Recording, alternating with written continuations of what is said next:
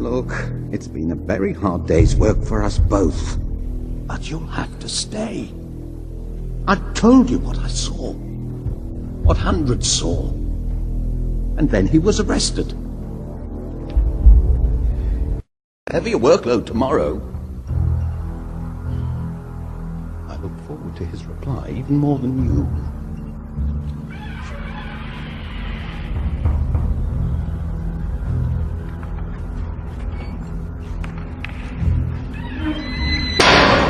It could be a long night. If I were you, I wouldn't even think of going home. Stay awake and armed. And if you can remember how, pray for all of us.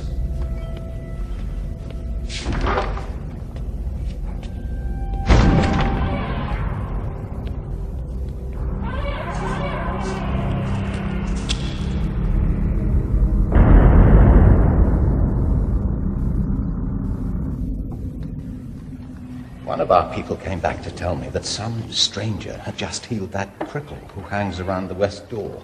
But... Wait for it. And that someone had said to him that they had met someone who had actually seen a blind man healed by this same stranger. A miracle? No. An incident to be investigated. By the time I got there, the square was overflowing. The crowds had stayed after the burnings. Nothing like a conjurer to hold the crowds. Martin?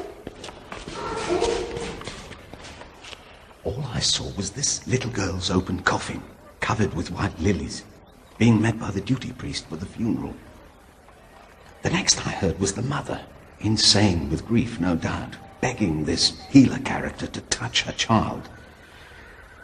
As he made his way to the coffin, she knelt before him, looked him straight in the eye, and without caring who heard, said, "I know if you be the Son of God, you can raise my daughter from the dead." Well, the crowd was praying and pushing and crying. I couldn't hear what he said. But the next thing I saw, God help me, was the little girl sitting up in her coffin, opening her arms wide, sending the lilies flying everywhere. Absolute pandemonium. Then silence, suddenly. The guards clearing a line of sight for the Cardinal Grand Inquisitor. He raises one finger, and they removed him. There was no struggle. As if nothing had happened. And the people just gawped. They're bringing him here now. Here? Now? I don't think His Eminence saw me in the crowd. I wish I'd been there. No, you'd live to regret it, as we all might.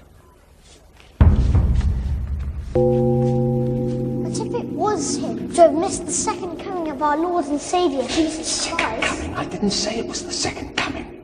That's what the people were saying. I didn't say it was the second coming. No man knoweth the day nor the hour when the Son of Man cometh. No man knoweth. How can the people be so stupid? Oh, Martin,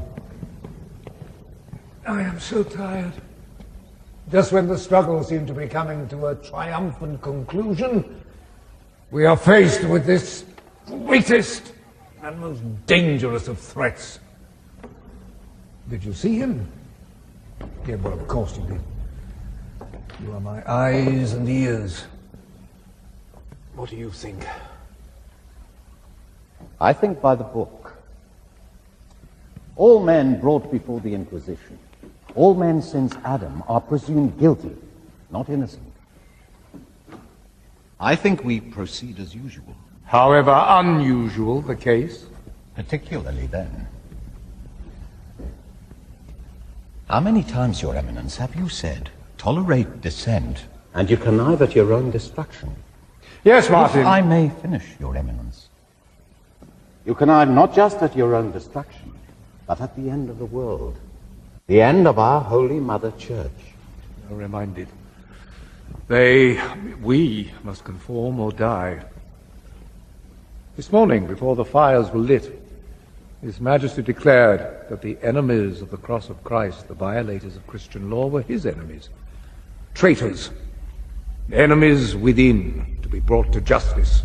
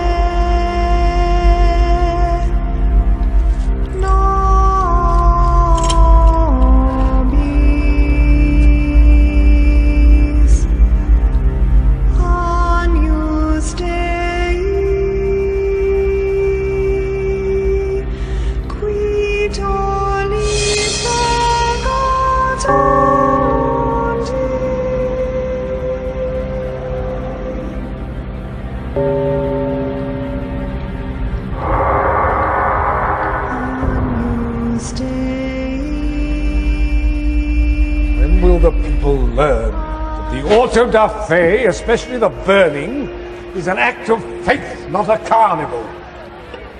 Tell the guards to clear the square. Oh, Martin, are they the witness statements?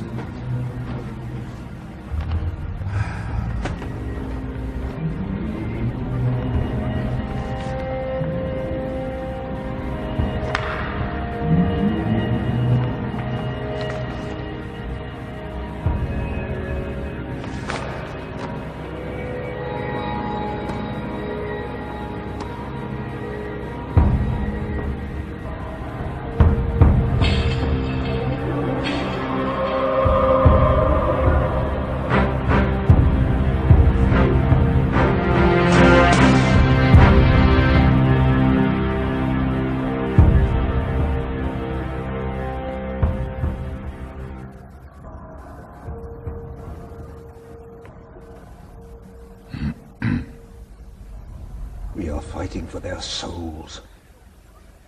The hundreds who will be whipped half naked through the streets of the cathedral tomorrow believe that we can save their souls. And when we have reconciled them to the church, when their green candles are relit, the people believe that we, the Holy Inquisition, have reconciled them to God. That has been our life. We have devoted our lives to increase the power of Holy Mother Church, not to see it subverted by some deluded messiah. We know what the witnesses say. They'll say anything. What does he say? Go on, ask him. How many did we burn today? 23. How many are we burning tomorrow? 28. Thus far,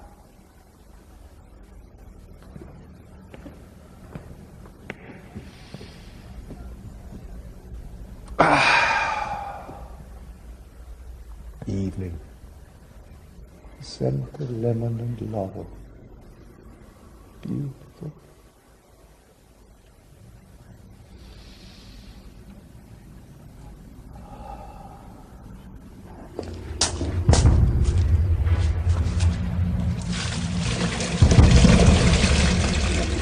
Imperial Majesty, Your Royal Highness, this is a holy war.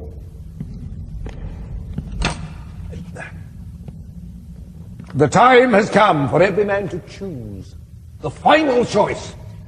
And let us be crystal clear, no more shades of grey, only black or white, evil or good. We struggle every day for that in which we believe, but our freedom to believe may very soon, perhaps even today, be destroyed by evil ones amongst us. There is only one way, the way of Holy Mother Church. This is a holy war. What is it? Sorry. Your oration For tomorrow. Yes, part of it. Part of it. Very good. Very clear. Well, what did he say? Nothing. Not one word. And you are surprised? I don't know what I am. He's unnerving. Yes, of course he is. You've read the depositions of the witnesses. To him? Yes. No reaction. Yeah, but if you read them yourself, well, you were a witness, were you not? I had an obstructed view. Oh, they say they saw him raise that girl from the dead. Oh, that's not possible. No, it isn't. But bearing false witness is as sure a route to the stake as heresy. Remember that, Martin. After his miracles, these resurrections, what did he tell the people to do? Tell no one. Exactly. Tell no one. A sure way of spreading news. Tell no one. Who do you think he is? I cannot say. Dare not. But either way, he will burn tomorrow. Whoever he claims to be, whoever he actually is.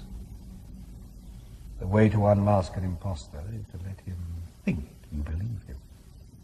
Sooner or later, he'll trip over the truth. So, tomorrow, when you hear my bell summoning you to the cell, when you approach the penitent's stool, whatever you may feel to the contrary, whatever your mind may tempt you into believing, do exactly as you have always done. Rope the impenitent by the neck, bind his hands, into them thrust the green candle of damnation.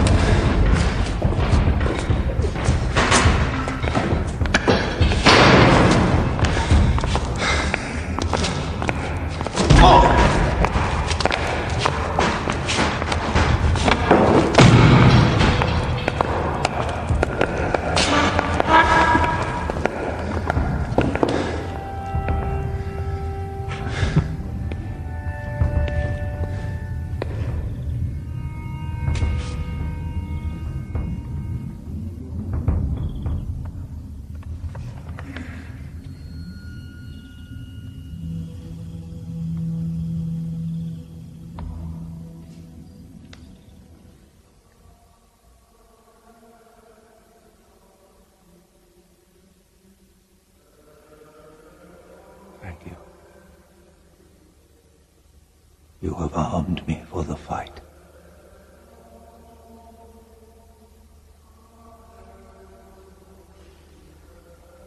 Now watch and pray that ye enter not into temptation. The spirit indeed is willing, The flesh is weak.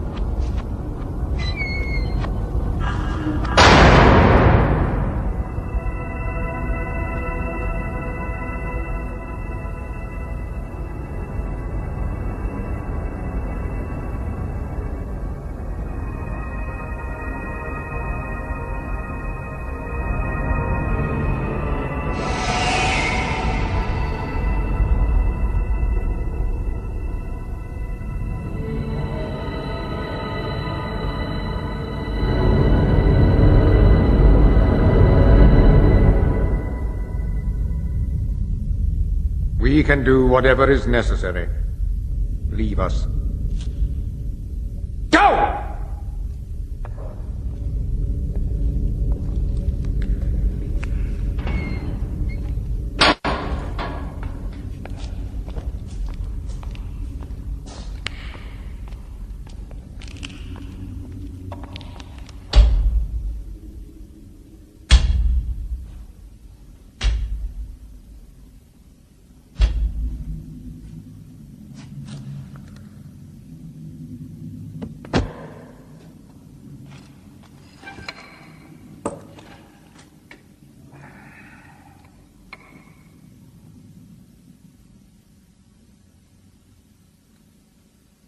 Yes, you are him, aren't you?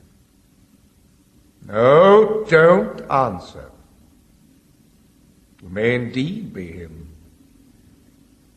But Holy Mother Church does not need you. Neither do the people.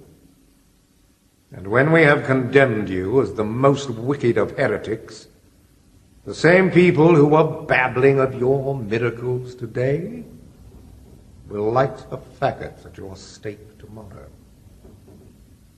Do you know that?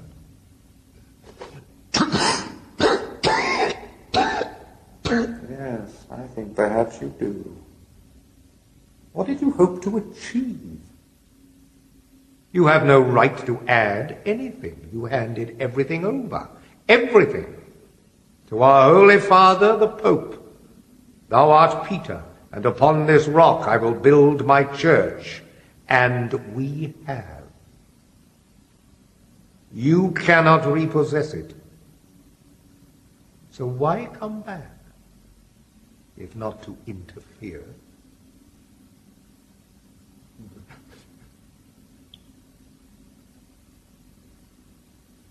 We cannot hear you. Have you come back with a new revelation? Well, that we cannot permit. You did say, I shall make you free. Well, in your name, now, at last, the people are convinced they are absolutely free. In fact, they have exchanged their freedom for total obedience to Holy Mother Church. Not the sort of freedom you had in mind, perhaps, but now, at last, in the year of our Lord 1680, by the triumph of the Holy Inquisition over freedom, it has become possible to think about human happiness. You rejected the only path which led to human happiness in the wilderness, remember? And by returning now, you endanger the people's happiness, undermine their faith in everything we have done in your name, just because you want to work a new miracle. Anything new is a miracle to them. We cannot permit you, of all people, to undermine their faith, their happiness like that. It's all been done in your name. We say we're obeying you, but we've deceived them over and over. We shall never again let you come near the people. We will not let you destroy the church we have created.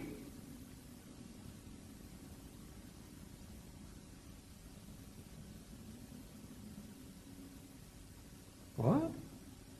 No indignation? No rebuke? Nothing.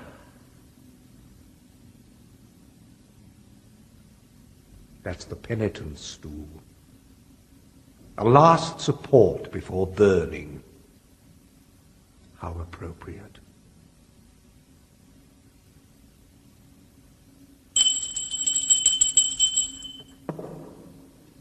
Now, when the devil spoke to you in the wilderness, the Bible tells us that he tempted you. Did he? How did he tempt you? What did you reject? You rejected the truth. Yes? Read. Read.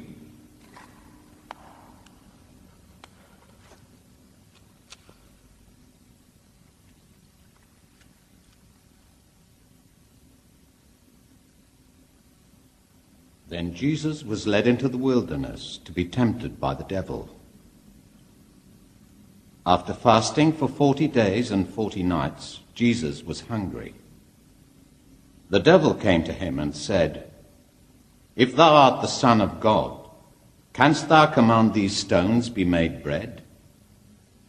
What a miraculous question!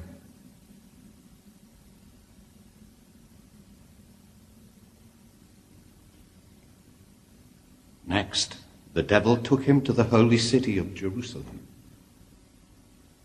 and stood Jesus on the highest point of the temple. "If thou be the Son of God, why not cast thyself down?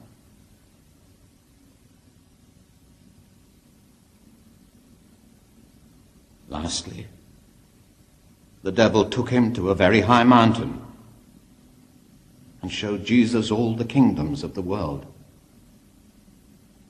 "I can give you all this splendor and authority. Will you bow down and worship me?"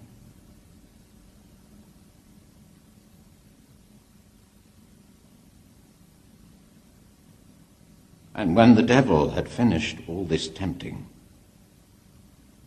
he left Jesus until a more opportune time. Is now that time? Do you think the combined wisdom of a world of wise men could devise anything with the depth, the truth of those three questions put to you by the devil in the wilderness? Of course not! Who was right in the wilderness? The devil or you? If it was you.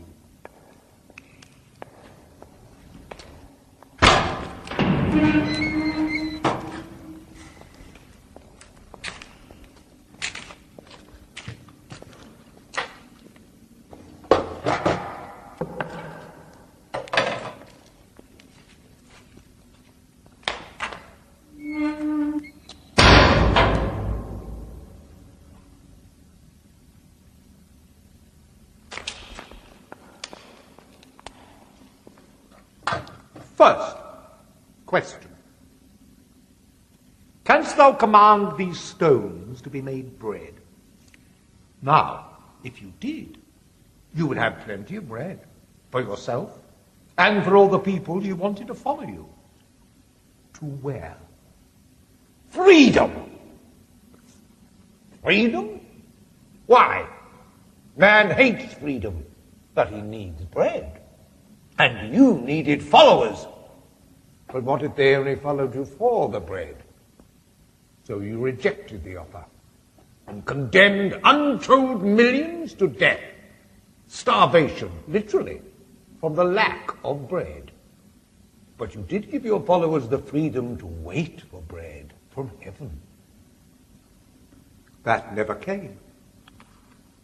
So they turned to us. And in your name, we fed them. And never again will they be able to feed themselves without us. You promised them heavenly bread. But eternally ignoble, eternally depraved man needs earthly bread. Of course, those who are strong enough can wait for your heavenly bread. But what about the tens of millions who are simply not strong enough? The weak cannot follow you. Do you care only about the strong? Are they your chosen few? Well, we care about the weak. They obey us. They are following us. They look upon us as gods.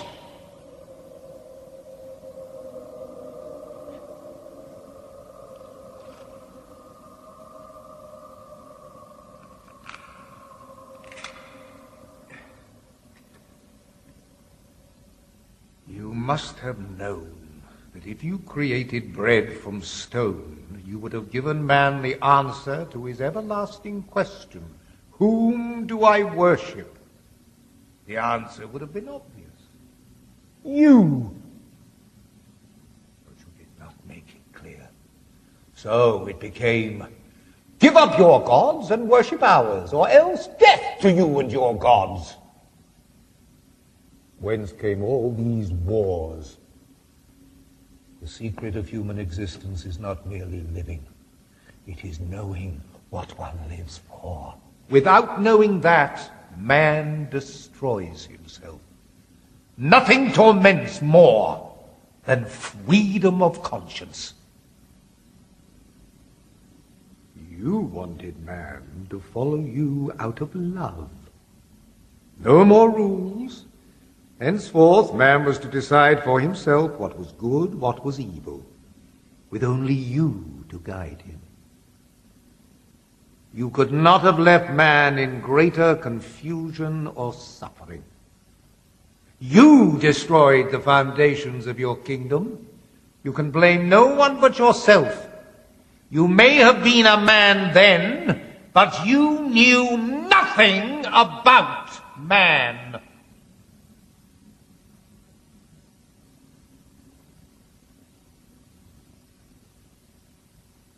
You may leave us now. Leave us!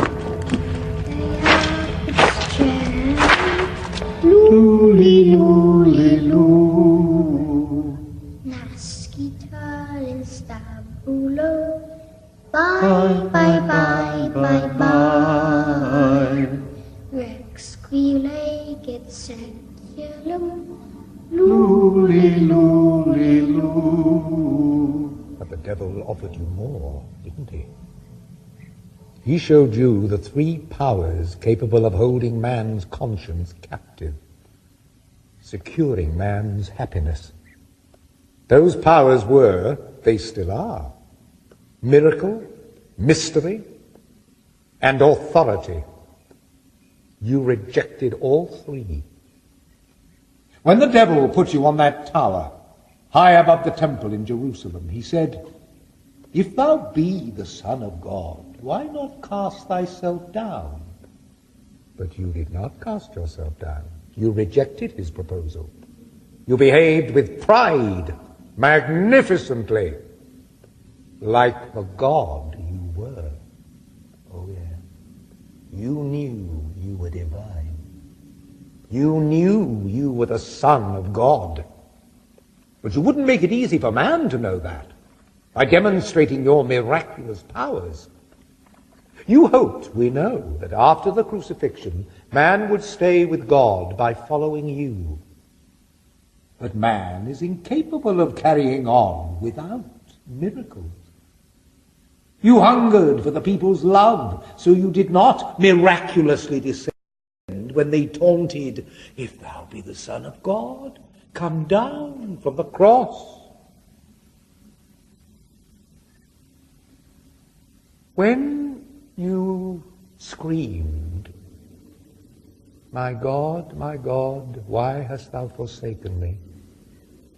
What were your thoughts? If that's what you said aloud, what on earth were you thinking? The freedom on which you suffered so much, they never wanted. That's why we have corrected your work. We teach them that it is not the free decision of their hearts, not even love that matters, but a mystery. They must obey us blindly, because we have lifted their suffering from them. We have accepted man's helplessness. We have lightened their burden. Tell me, who has shown real love for mankind? Why that long, silent, so sincere look? Such eyes. Aren't you angry? Don't you care? Haven't you been listening? Can't you understand what we've done? Why have you come back if you've nothing to say? Look, I do not want your love, because I do not love you. I do not need you. There's no point in concealing anything. Don't think I don't know to whom I'm talking. I know who you are. I am not with you. We are not with you. We are with him. We are with the devil. What you rejected, we accepted. We accepted all the kingdoms of the world. We accepted Rome. That's our secret. We have been with him. We have been against you for centuries. It may take a very long time, and the world will suffer much in the process, but we shall achieve our goal. We shall wear the purple. We shall be Caesars!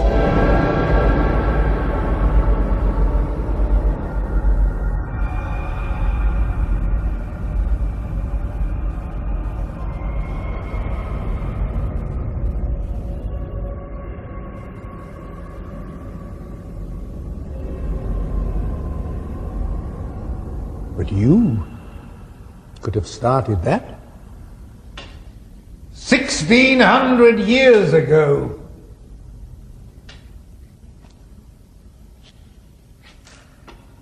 If you had accepted the advice, yielded to temptation, you would have instantly provided everything man seeks, ended the torment of man. If you had accepted the kingdoms of the world and Caesar's purple, you could have founded a world state and given man universal peace. Why didn't you? Since you rejected it, who better to rule over human beings than us? Holy Mother Church, triumphant. Then, and only then, will peace and happiness be possible for mankind. Mystery. Drink ye all of it. It doesn't matter if we're telling the truth or whether we're telling them a lie. They'll always come back, submit, crying, "Yes, you alone possess the mystery. Save us from ourselves." And we will save them in your name. Without your interference. At last, they will know what bliss is, subordinating themselves to us. But until all men understand this, they will remain unhappy. And who contributed most to that lack of understanding? Who scattered the flock? You! But now the Holy Inquisition is gathering in its flock to submit just once more forever. We shall give them quiet consciences, happiness. How? By permitting them to sin. Of course. Because we love them. And they will love us for letting them sin. We'll allow or forbid mistresses, the having or not of children. We'll have a decision for everything, even the most tormenting secrets of their consciences. We will assure them that every sin can be redeemed as long as it is committed with our permission. The people will have no secrets from us. They'll accept our decision gladly because they'll be released from that greatest of anxieties, making their own free decision. They'll adore us.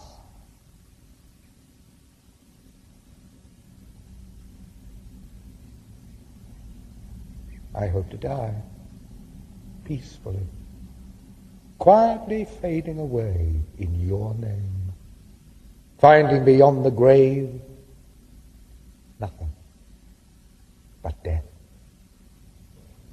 But I will have preserved the mystery, and for the sake of their happiness, we'll lure them with visions of a heavenly reward. Another lie. If there were anything at all in the next world, it would not be for the likes of them, would it? It was prophesied you would return with your proud and mighty chosen ones who have saved only themselves. But we have saved everyone. I can show you thousands of millions who have never known the weight of their sin, because I have taken on their sin.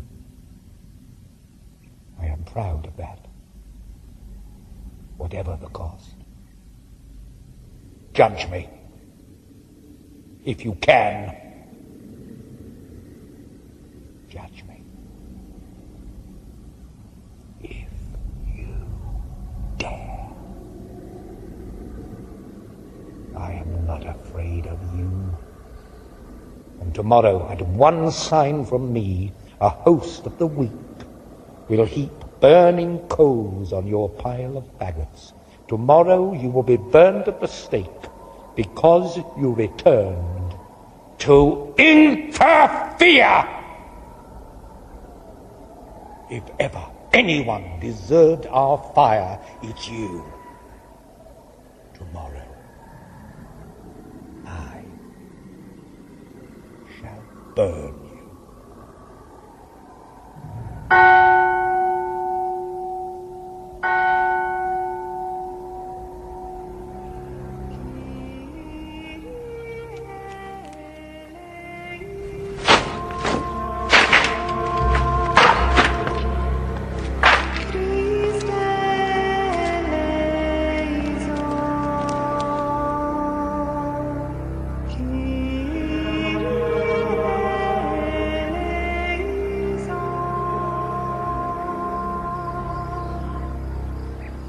Tomorrow has become today.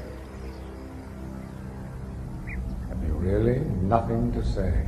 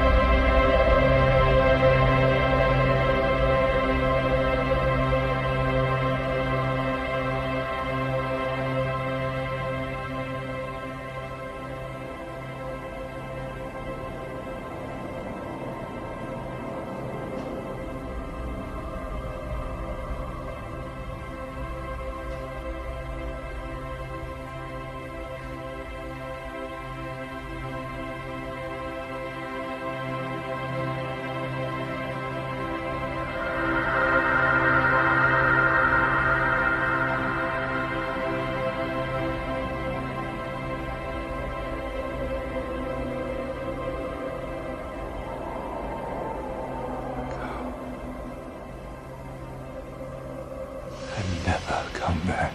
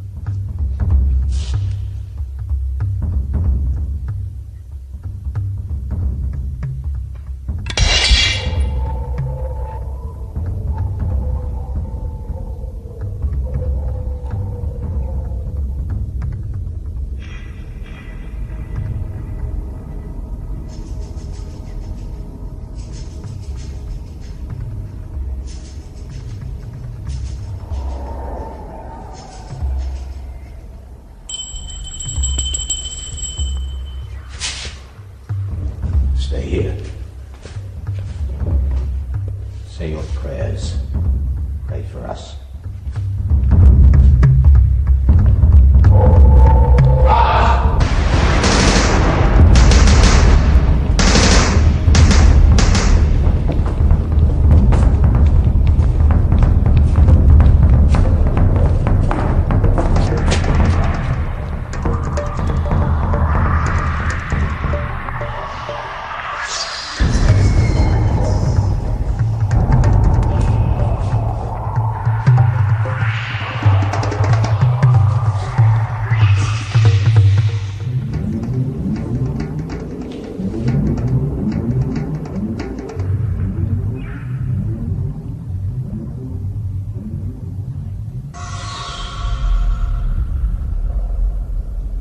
So, tomorrow, when you hear my bell summoning you to the cell, when you approach the penitent's stool, whatever you may feel to the contrary, whatever your mind may tempt you into believing, do exactly as you have always done.